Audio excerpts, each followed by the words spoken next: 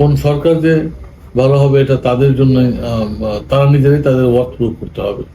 যেমন আমরা একসময় জানতাম পূর্ববর্তী সরকার যারা ছিল খুব ভালো কাজ করতেছেন, আর দেশ প্রচার প্রচারণার মধ্যে ছিল, কিন্তু পরবর্তী যাওয়ার পরে দেখি কি যা দেখেছি সেটা তো খুব সুখকর না, সেটা তো খুব হ্যাপি না আমরা যে এগুলা কি হয়েছে এই মার্কেটে।